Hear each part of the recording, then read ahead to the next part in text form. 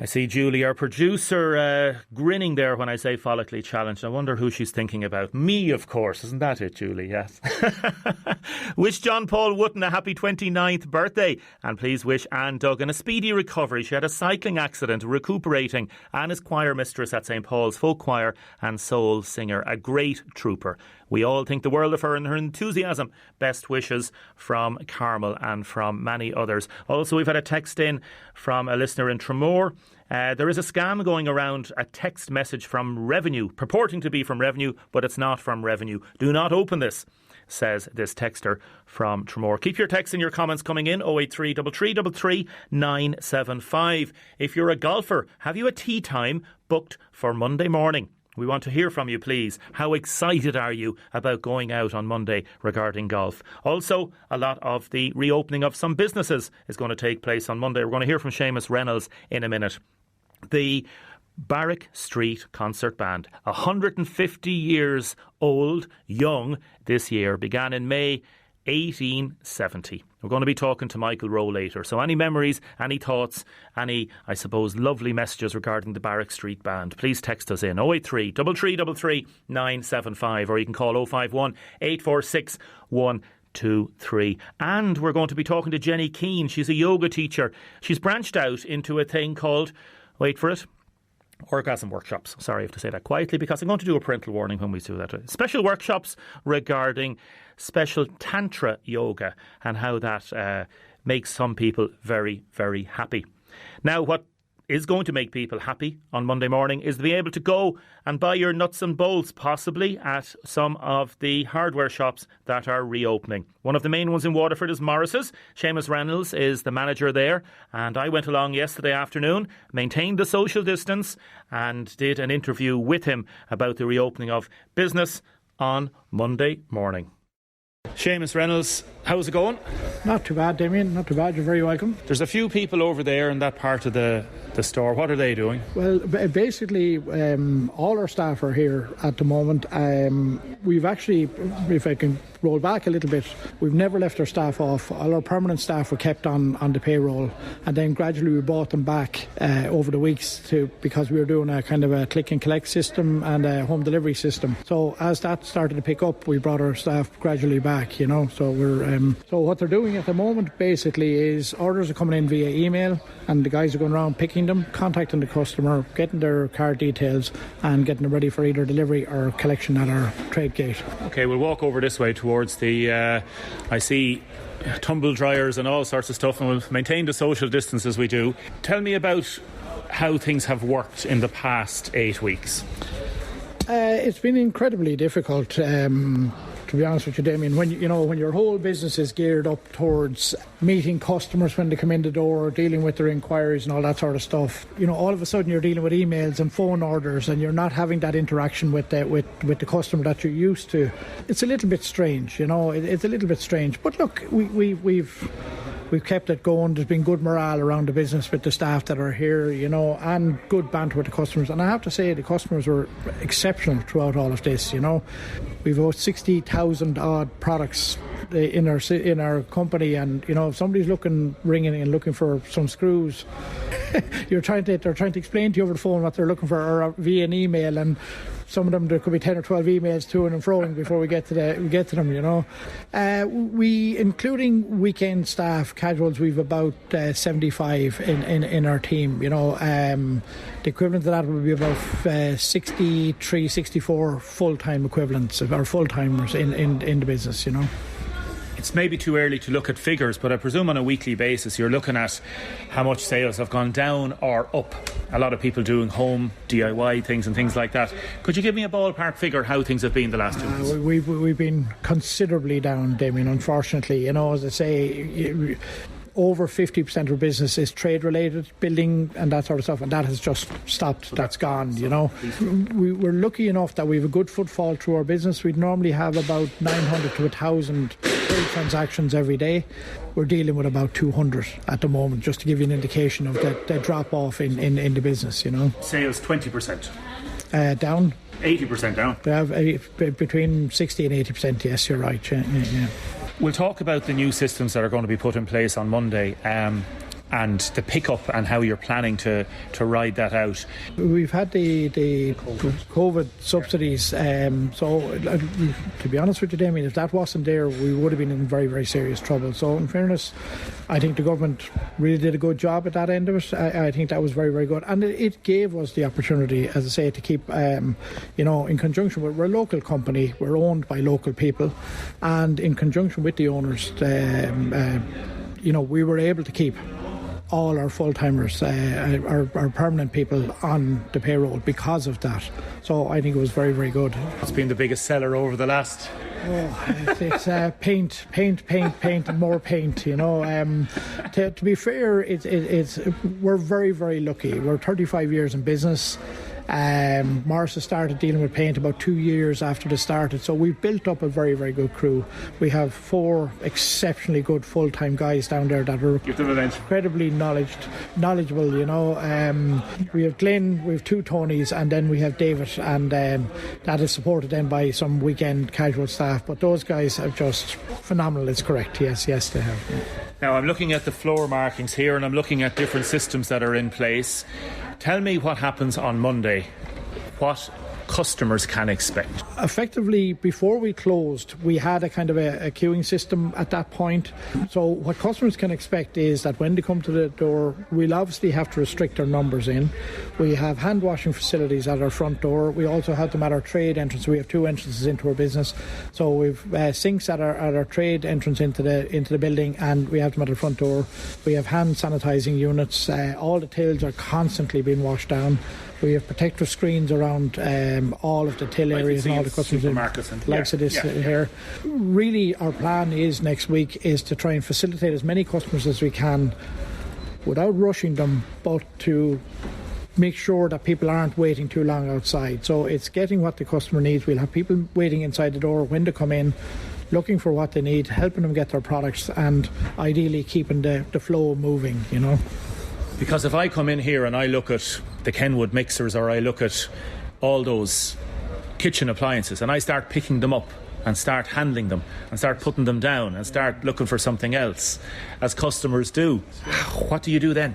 It's obviously very natural that that's what's going to happen. Again, prior to the close down, we kind of suppose we had a dry run, if you want to call it, in those times where we increased our cleaners in our business, particularly around our checkout areas, our staff canteen, toilets, public toilets, all that sort of stuff, but also on the shop floor here. And effectively, the staff are just in that mindset at the moment that they're nearly going around with a bucket of wipes in their hand, cleaning down areas as people are at them, and so we will continue to do that. You won't stop people doing, but you don't want to encourage it. Well, look, by the nature, people they need to see stuff. If they want to, nobody wants to buy pig in a poke, excuse the crudity of it, but people need to see a product, they need to pick it up, they need to touch it, and you know what, we're not going to discourage them from doing it. And I think most people are in the mindset of being clean and being safe, so I think we have wipes everywhere. So if somebody, you see, I even saw it before we closed, where customers had wipes in their hand and they were cleaning a tin of paint when they were putting it back down or whatever it is, so we will continue to do that. Safety is paramount in all of this, And safety of the staff as well. Yes, absolutely, incredibly so, we've had our back to, even though we didn't go out, but we had our return to work meeting this week, which was basically a preparation for the opening, where we went through the whole rules, the most recent government return to work announcement. We went through all of that. We have got in high-vis vests with the 2 metres distancing on the back of them, that all the staff were wearing those. From day one, we've had a committee. We've had a COVID committee that meet for 10 minutes every morning, and they discuss what has happened the previous day, and then if there's any changes or any additions to that. So that's a representation from people throughout our whole business. And did you just do that off your own bat? We did it at the very early stages because... You weren't told to do that, that was something you felt? Well, when you have a business like that, the shop floor here is about 48,000 square feet, and then you have a yard of about 4 acres outside.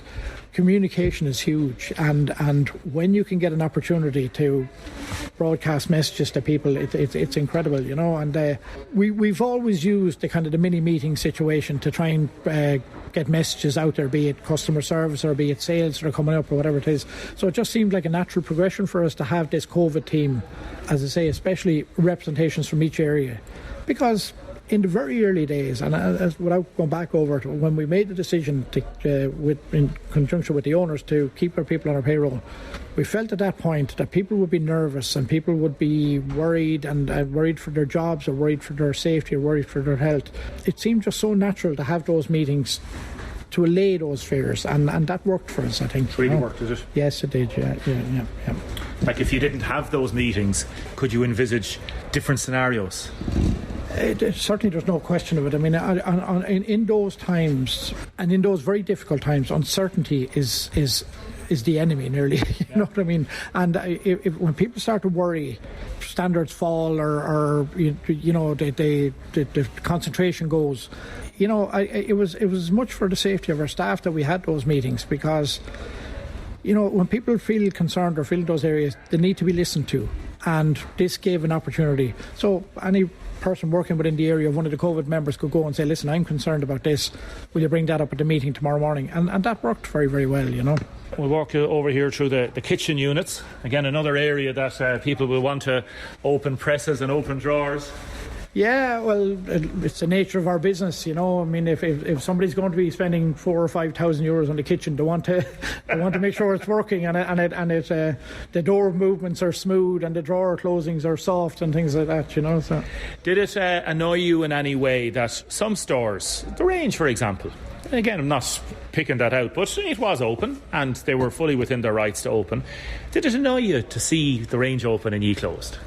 I have to be honest about it. Yeah. Yes, it did. Yeah. And it did, because we as a business had every right to be open as much as the range. We sell protective equipment, we sell fuel for home heating, yeah, and we sell pet food. It was incredibly frustrating. Why were ye closed and the range was allowed to stay open? Because we made a decision. We made a decision, and let's be fair, the decision was made for us. I mean, Chief Medical Officer was very, very clear that he felt that hardware shops shouldn't be open.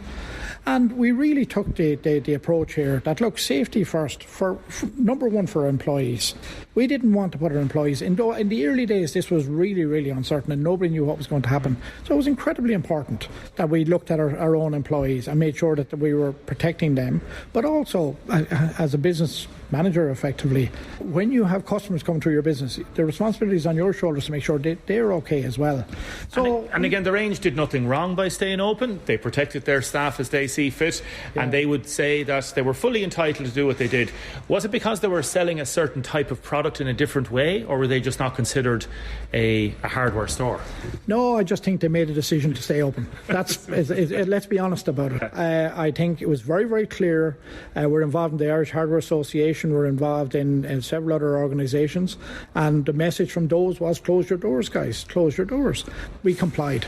If you had stayed open, you wouldn't have been sanctioned or fined, because there was no law. It was just a guideline, was it, or was it a law? There was no law, and it was a guideline, but to me it was a very, very straight guideline. I mean, I watched that news like on the Friday night when the announcement was made to close.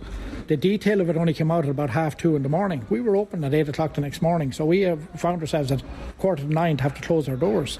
That was a little bit frustrating. In a news interview that evening, it was very, very clear that hardware shops, and you know, we've been in contact with the Minister Heather Humphreys through our own buying group, and the message was very clear: you should not be open, and garden centres shouldn't be open, and it frustrated. It was really frustrating, you know. Any sales coming up now next week? No, we normally have about 5 one-day sales a year, and I think we're going to shelve them for this year, unfortunately. But, Damien, we've always incredible good value in this store, you know, and any of our customers would know that you come in and you talk to us and we'll do you a deal, you know, there's no question of it, you know. Are you looking forward to it? I'm looking forward to having our, I was thinking about this earlier on. I'm 16 years in Morris's at this point. Morris's is about 35 years in business. Our customers are more than just customers. They're friends, you know, and, because of the nature of business, because we're builders, providers and that sort of stuff, the repeat customer is huge with us. And you build up a rapport with these guys and a bit of banter, and the builders are known for the bit of crack and all that sort of stuff. And we miss that. And I'm really, really looking forward to that being back. I'm in retail all my life. And retail is about interaction with people, and it's about getting a product right or getting a range right or having product on the shelf and all that sort of stuff. And I love that and I miss that. So from that point of view, can't wait for Monday morning, you know. Can't wait for Monday morning. What do you think, folks? Let us know. 083 333 975. Are you planning to go to a hardware store on Monday morning? Thank you, Seamus, for that lovely interview. And want to wish him, his family and all the staff in Morris's and every other hardware store that's opening or reopening in whatever format on Monday morning. Stay safe and mind yourselves. Good morning, Damien. I've been to 2 shops this morning. I notice a lot of people are not using the hand sanitizer, just walking past it. So is there a relaxation in people's attitudes and what they're doing? Siobhan has sent in a lovely message. I remember from my younger years the Barrack Street Band playing under the trees in Barrack Street after Mass in the Holy Family under their stately conductor, Mr. Smith. People are still texting in, what's another year? The competition is over. Thank you very much to the Granville for that. And again, a lot of people texting in lovely wishes to the Granville Hotel. Next, we are going to be talking about the controversial matter of yoga. Do you think yoga is evil? Is it bad? What is it? Or is it something that can really help you in your personal life? This will be an adult-only conversation. Welcome back. Now, the next item we're going to be discussing is an adult-only conversation. We know there are some children that practice yoga, but this particular form of yoga and the discussion we're going to have about it is adult-only. So if there's any children listening to this, I'd advise parents to turn it off. And if you're listening in a doctor's surgery or someplace like that you don't have a possibility of turning off, well, see how it goes. Jenny, good morning. Good morning. How are you, Damien? I'm good, thank you. Jenny Keane, I don't get to ask this question first as the opening question in any conversation or interview I do, but when was the last time you had an orgasm? Oh my God, that's so brilliant. My goodness. Well, not today anyway, not yet. Not yet. Nothing this morning, no? No, nothing. Well, maybe not the type of orgasm you're thinking about. I mean, I was at a swim in the water, you know, so... so there's different types. There's different types, is there? There is. There's so many different types, yeah. Oh, okay. So you can't actually... Do I need to name a few? No, yes, I do. I want to talk about that in a minute, but so you can't remember, so it mustn't have been great, was it, if you can't remember it? Oh no, I definitely remember. It was only yesterday. And I suppose that question, it gets to the heart of it. It's not a smutty question because it gets to the heart of a lot of the matters that you have been dealing with. You're a yoga teacher. You're based in Dublin. You are 33 years of age, living with your partner, and you've been very, very active. And your twin sister is a PE teacher. You're very sporty, and you were involved in animation and different jobs in the past, and you've taken up this very specific Tantra yoga class, and it's been a phenomenal hit online, and thank you very much for joining us this morning. Can you explain to our listener, please, what is Tantra or Tantric yoga? I can. So Tantric yoga is a very particular form of yoga. Many times when people hear the word Tantra, they kind of think that it's because in this day and age it's become synonymous with the word sex. So they hear Tantra and it's like Tantra equals yoga plus sex, you know. And really the beauty of this practice is that it's just like any other form of yoga. It really deeply connects you to yourself. And what I like to call your own little piece of heaven. And this is to witness and to experience and really live with this kind of the spark of divinity and magic that exists in all of us. And then to feel that in yourself and be able to experience it and see it in everything around you. So in other people, and that's in all relationships, not just sexual or intimate relationships, but relationships with your family, with your friends, and also with the environment, you know, to be able to look at something like a flower and really see the truth and the beauty and the spark of magic that, you know, all of the ways that life has to kind of move together and mesh together and mold together just to create that, you know, that one thing, and for that one flower to exist in that moment, you know. Okay. And when you really sit in something like that becomes like a very incredible meditation, you know. Okay, we'll talk about the different types of pleasure and the hedonistic approach in terms of yoga in a minute. On the sexual matters, there's many people would say there's certain times in Ireland that sex was viewed as something secretive, something shameful, not necessarily pleasurable, and maybe even dutiful. Oh, definitely. You were trying to move away from this and trying to say that sex should be treated as fun, natural, and something that shouldn't be hidden away. So again, even by me asking you that question at the start, you've said you're the kind of person who asks that question. Yeah, I very rarely get it asked back to me. So thank you, Damien. You're most welcome. Yeah, and this is exactly like what you said just there. It's beautiful because, in as you said, even if you just look at the conversation around sex, in the last 60 years, that conversation has changed dramatically. 60 years ago, and even much closer than this, especially in Ireland, sex was really seen as a marital duty, and when it came to women's engagement in sex, it was more about, again, procreation, and no one really ever cared if a woman was enjoying it, or no one ever asked. And in the last number of years, this has really been changing very, very much.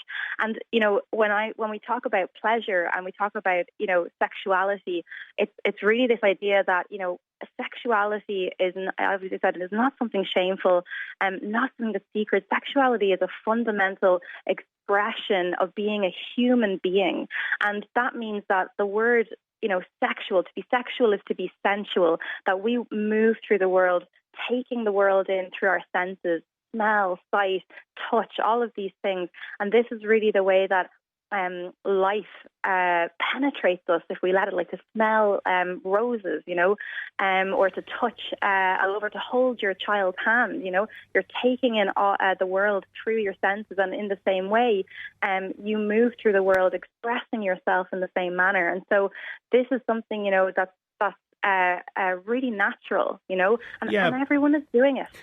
Let me ask you though, again, some people would say that sex is just a primeval act and it's a procreation, and that's what it should be about. And adding all these sensual and sexual sort of aspects to it is just fuddy-duddy. Well, I think you'd really have to look at your self-worth in that regard, because I thought you were going to say I could look at my own self, yes. Self-worth in general, yes. In general, yeah, because this is really the question of, do you give yourself the permission to really feel fully alive? Because to feel pleasure is, to feel desire. It's a fundamental aspect of being human, and it is in every single one of us. And the research is out there that men and women function better with pleasure in them.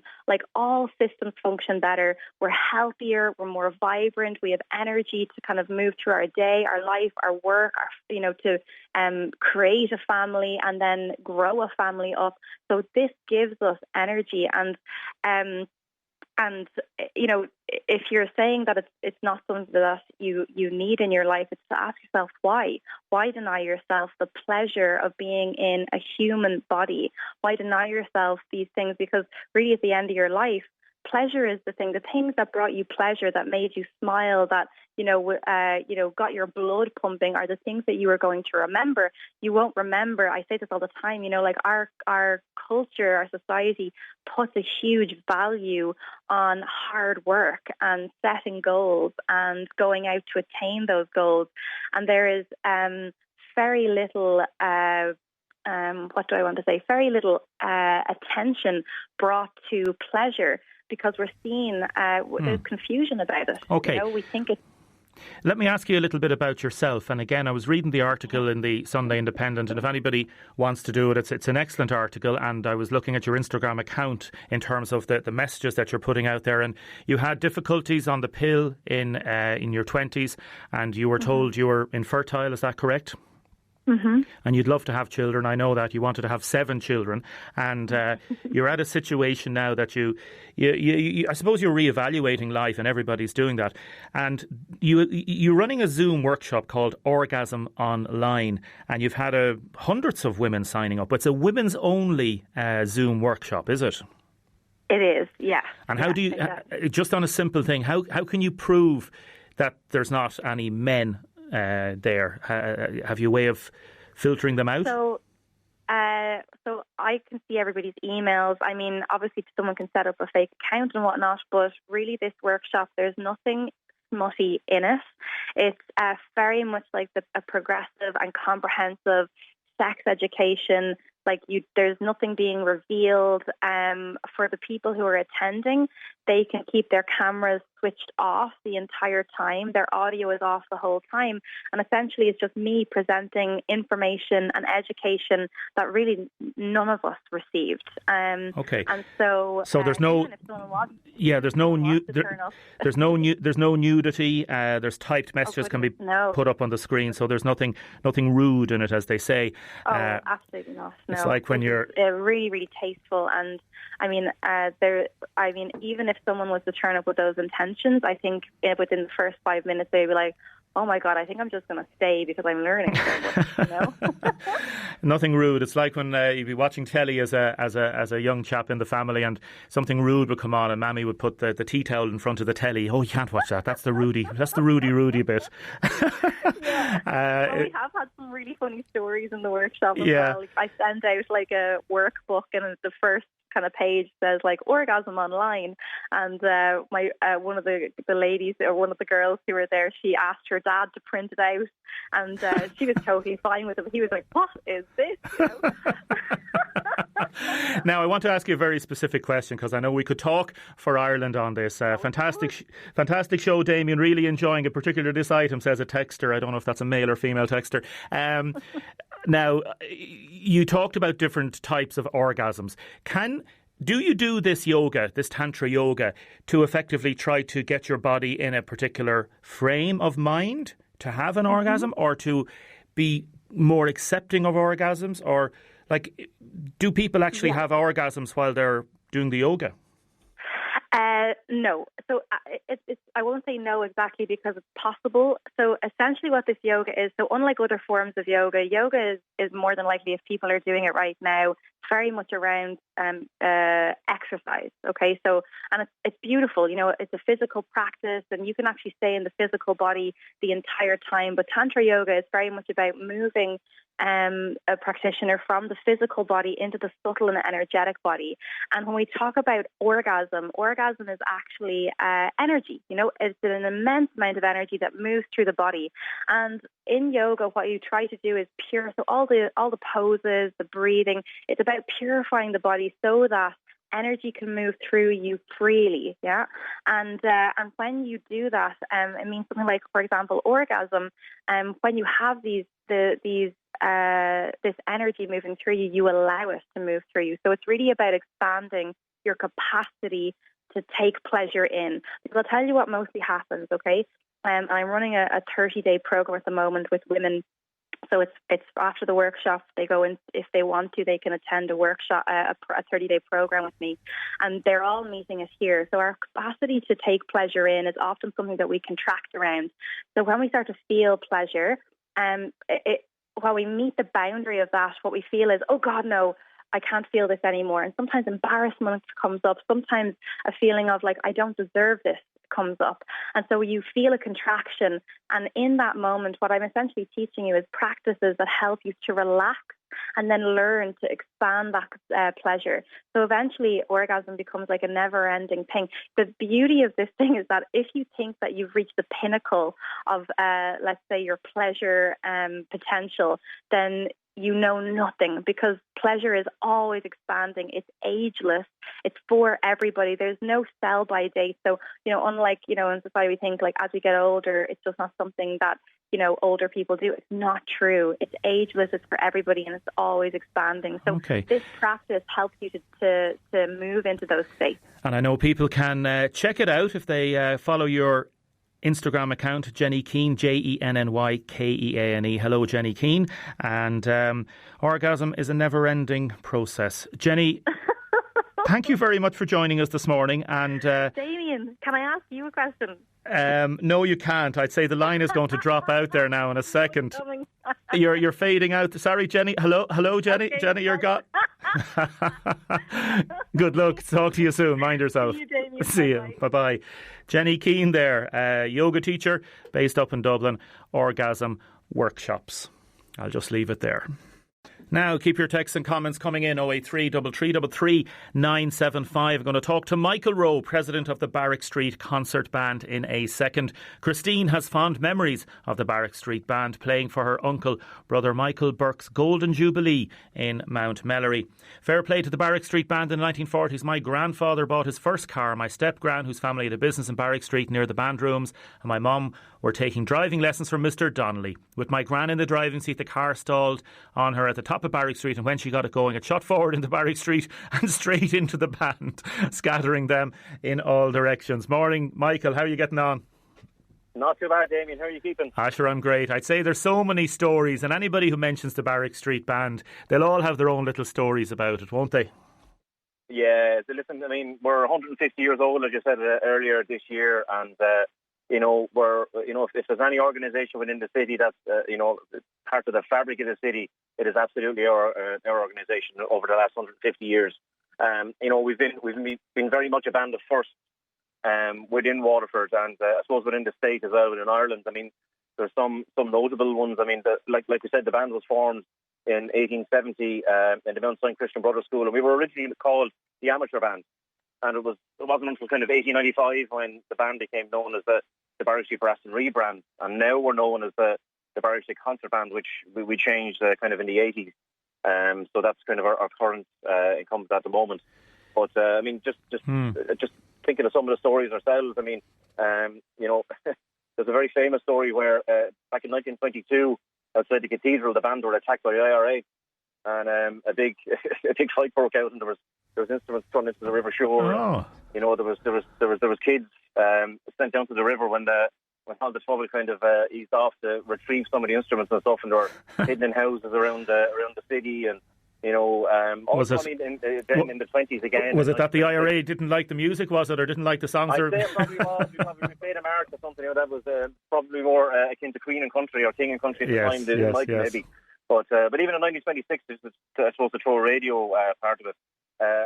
Barrack Street Band was the first ever band in Ireland to perform on the brand new national radio station, Radio 2RN. So, and again, in the 40s, I suppose, when the Navy first started in the States, the first parade of the Navy was actually down the quay in Waterford, and our band led it. So, in essence, we were the first ever Navy band in Waterford. And, wow. I suppose when the pandemic hit, we were actually getting ready for our St. Patrick's Day parade, and we were going to lead the parade this year, given that it was our 150th year anniversary. But the first ever St. Patrick's Day parade in Ireland was in Waterford in 1903, and again was led by our band. So, like I said, we're a band of first. I'm going to play just a little bit of Earth, Wind and Fire, September. This is yourselves playing this. Julie has dug out a few. I'm just going to play a minute of this just to give people a taste, because the level of performances that you have is it's phenomenal, Michael. It really is. So stay with us. Let's play a little bit of this. September, Earth, Wind and Fire by the Barrack Street Band.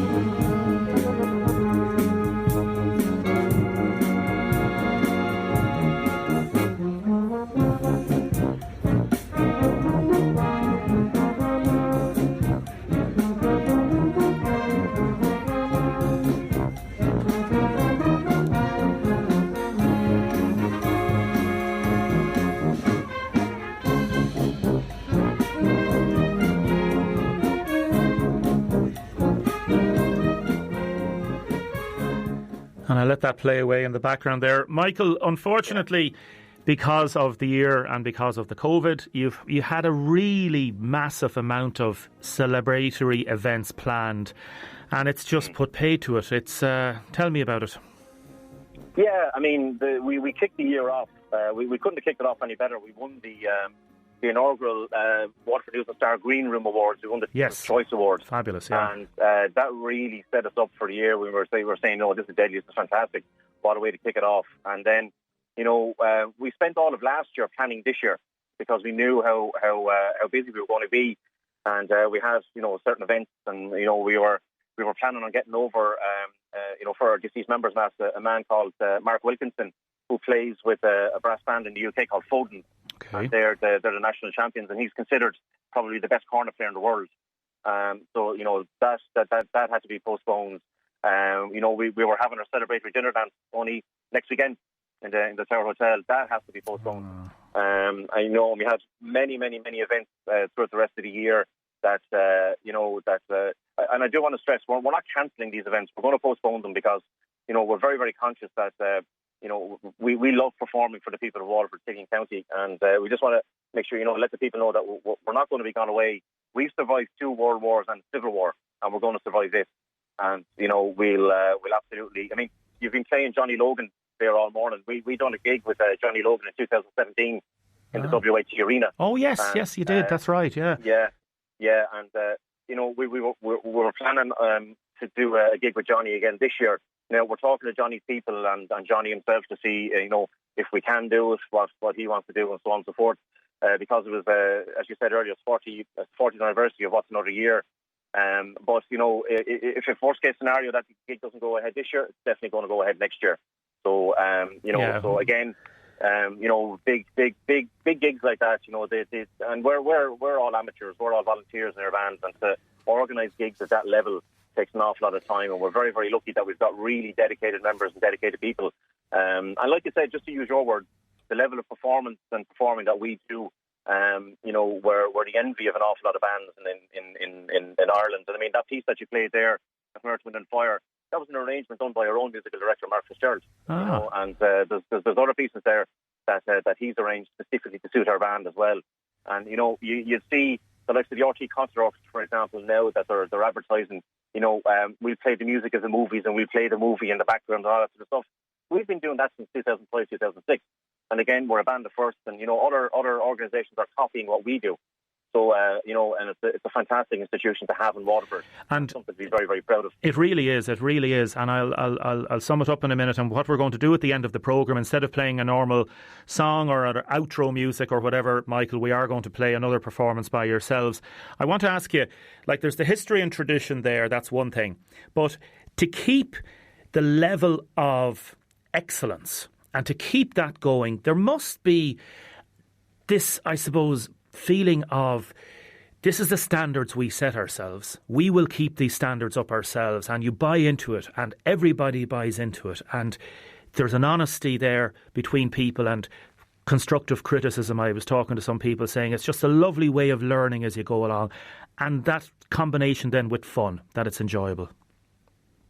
Yeah, it's a difficult mix to get together because sometimes, when we do a big gig with an international star, whether it be Johnny Logan or, we've done a concert before, just last year with the West End's leading star, a man called David Shannon. He played the Phantom and Phantom of the Opera on the West End and stuff. And when you're working with these people, the band has this innate way of rising to the challenge. Now, everyone in the band, and again, I do want to reiterate, we're not professionals by any form of means. And there's a huge amount of dedication. And, sometimes on a dark, wet February night, and you have to go up to rehearsal on a Tuesday, and you might have the musical director there, and he's not happy with a piece of music, and you've had a tough day in work, and he's giving it to you in the neck because something's not been done right. We take all that in the chin, and the fruit of all that labour is when these concerts and gigs and events come off, and you have people that come up to you and say, "Do you know what? You've made a real difference to my evening. I came in here with X, Y, and Z troubles, but I left them all at the door, and I had, I was able to listen to your music, and it's so fantastic to have stuff like that on our doorstep." And that's just testament to every single one of our members. And the week in, week out, we're practicing. And the one thing we absolutely hate doing is turning anybody down. And, in recent years, the demands on the bands have been, increasing. So, in order for us to keep up with that, we have to come up with new ways of fundraising to buy the best instruments, to buy the best music. And, we're a self-funded band as well. We do get some funding, small arts funding from Waterford City Council, which does really, really help us. But, when we're in the street and we're shaking a flag box at someone's face, it's going to, give us a few pence to help us keep going for the year. And that's all going to be affected this year as well. Yes. It's the same as any other organisation. But it really is a testament to the hard work our musical director puts in. He puts us through our paces. He drives it on. And guess what? It's like anything. Once we hit a certain standard, we want to go to the next standard and the next one and the next one and the next one. Michael, it's brilliant. It is brilliant. And from everybody here in WLR and everybody associated with the company, thank you so much for all the joy you've given us, and a lot of texts coming in to say all the joy you've given to our listeners. So continued success, Michael, and we'll keep in touch, okay? Fantastic, Damien. Thanks a million for having me on. Not at all. It's my pleasure. Real pleasure. Michael Rowe, thank you very much. President of the Barrack Street Concert Band. My brother played the drums in the Barrack Street Band for years, John Ryan says, this texter. Lisa and other people texting in as well. So many lovely, lovely memories. We're going to play a little bit more of the Barrack Street Band in a second.